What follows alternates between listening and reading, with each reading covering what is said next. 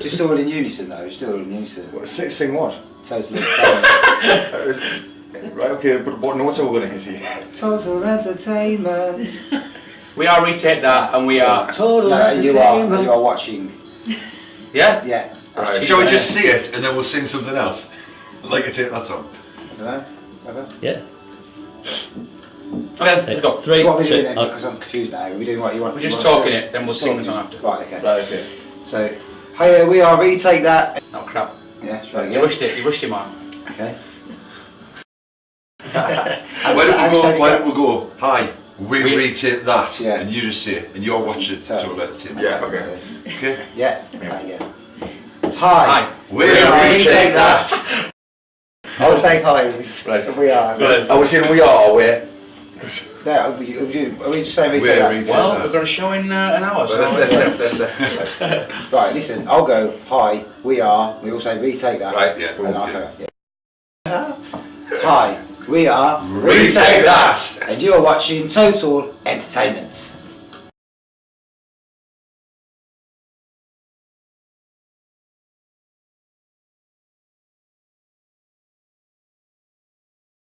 So the band started back in 2007, which is like a year after Take That got back together. We were already, myself and Pete were already in a band together, and we'd known Dave, who plays Mark, for like 10 years before that. Me and Dave worked together sort of at the start of our career in entertainment, working on holiday parks. And Nick's joined us recently. Nick's performed all over the world on cruise ships and stuff like that. We've gone through various sort of lineup changes over the years, but for the most part we've been the same. Apart from Nick being new. I'm the new bit. For a decade. Yeah. Welcome. Thank you very much. Yeah.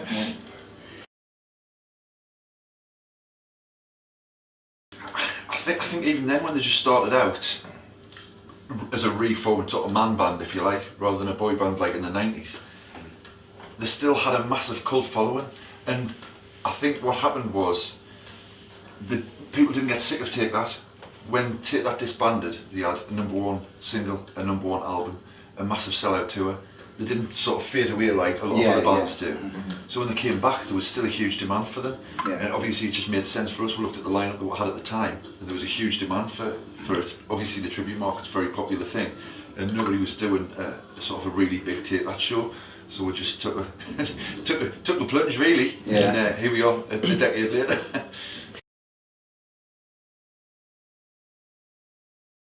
It's quite rewarding, I think, because we all put a lot of hard work into it. Obviously not just the vocals, the singing, but you've got to take off the mannerisms and the way they talk, the body language, how they interact with each other.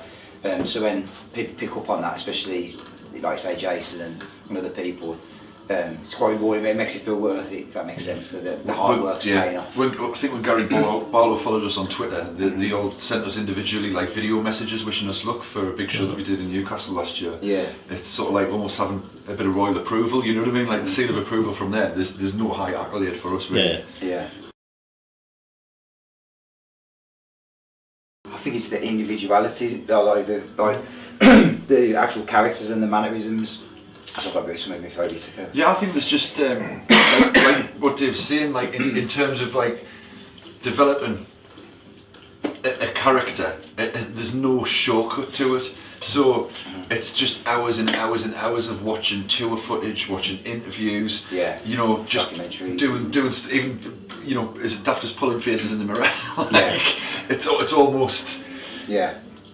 It's an acting role, really, not a singing role. I don't feel like it's a singing job that we do. Yeah. It's an acting role. Right. We are playing. Everything's quite important. Like, yeah, 100%. Yes, but like, even the way they interact with each other, the way that Mark would interact with Robbie is different than how Gary would interact with Robbie, for example. So you're sort of learning all that and every little intricate, because all the fans, I've take that, the super fans, if you like, or people who've been following a long time, they see that instantly. Yeah, you will, and hopefully you'll notice that tonight. We put a lot of effort into how we stand, how we look at each other, how we interact with the audience and each other and the band. Yeah. So we always start half an hour before a show. We always start to get into character. We always speak to each other in the character that we're going to be. So it's just a seamless transition onto stage. Yeah. Apart from Peter. Yeah. Peter's just putting his face on.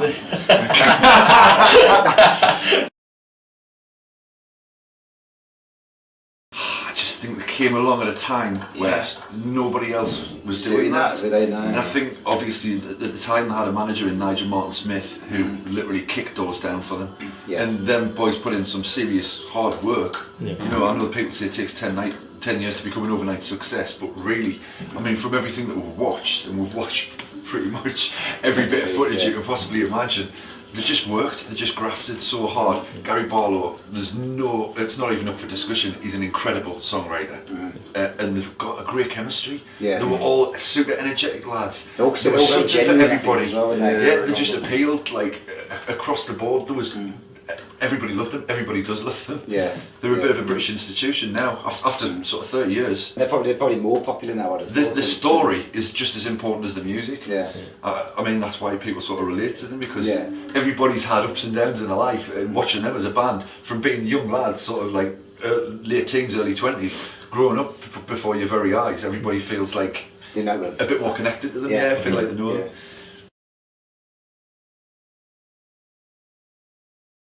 Mine personally is Pray. I like Pray. We've got a little dance routine to it and stuff, and it's, for me vocally, it's my strongest song as well. So I like Shine, just because I get to shine. Well, I came just this morning. Well, I never forget, because that's my only song. There's not really this tour that we're doing now, this greatest hits tour. We've did various different sort of versions of recreating the Take That live show before over the years, and we've sort of reached out on social media and had a bit of a focus group and asked our followers and our fans, people that pay money to come and see us, what kind of show do you want to see this year? And because Take That are doing a greatest hits tour, it just made sense for us to do that, but they were all saying, I want to be more interactive, I want to be more involved in the show. Like the word interactive just kept coming up and over again. So that's where we got the sing-along idea from, where we've got the big screen at the back with all the words on. I mean, and we sing. The theatre is a lot of the time you come to a theatre, it's quite a low-key affair, and people are not too sure if they can stand up, if they can take pictures, if they can clap. It's not like that at all. Our show, we want everybody up on the feet, having a good time, taking pictures, singing along, and just enjoying the night.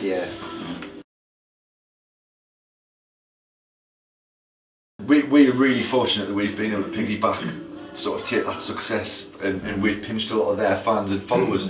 But over the years, I mean, we've been going for like such a long time, we've got our own followers as well that keep coming back time and time again, and they are loyal, they are really helpful. Things like social media, when we're trying to promote a show, there's a lot of people that will help us out and give us a hand, and they want to see us do well as well, which is really a really nice feeling, to have loyal people that are willing to pay their hard-earned money to come and watch a show that we've put together for them. Our shows are for the fans. You also get very crazy ladies that get overexcited and pull us around the room, Might have to cut that part.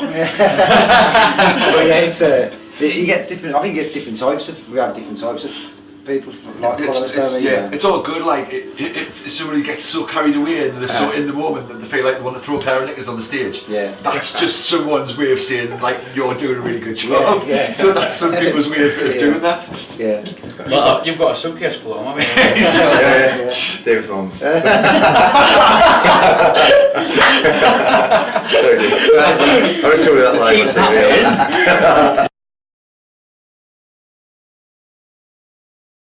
I think in terms of like just a song that sums up their whole journey, I think "Rule the World" would be a really good example. I'd say that I'll never forget. I think "Never Forget" is quite a good one for that as well. Because they talk about where they've come from, not forgetting where in terms of lyrically, like never forget where you've come here from. It's so iconic. I think it's just one amazing. I think everyone fans and us seem to know the song and knows the old arm thing, and it's just so iconic, isn't it?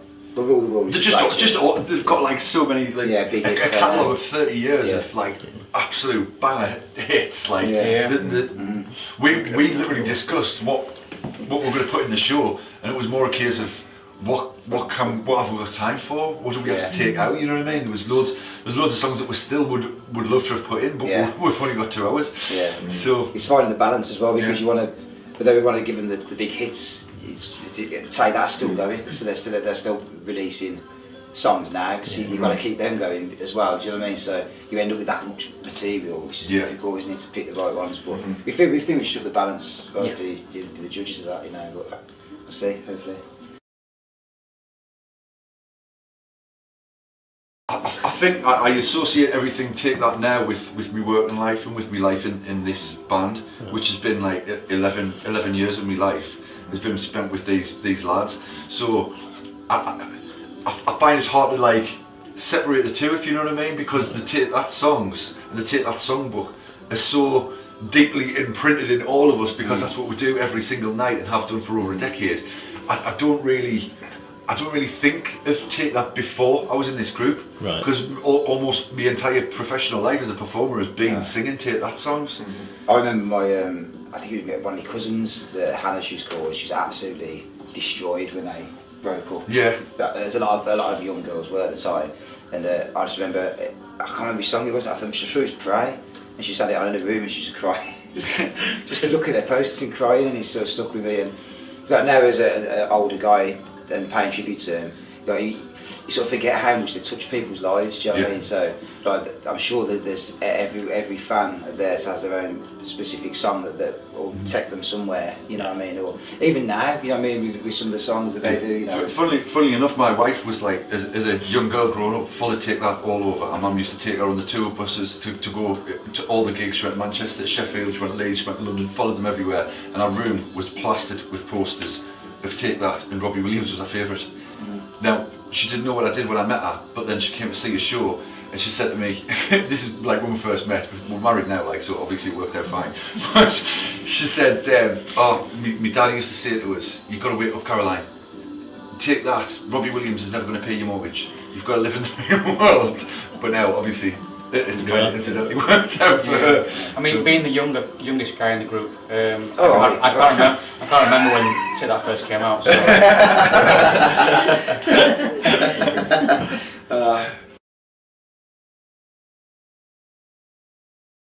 I'd say honestly, don't be offended by Mark, but honestly, it's a really good night out. Look, you don't need. I think a lot of people have like a preconceived notion of tribute bands being, it's going to be rubbish. This like a tribute band.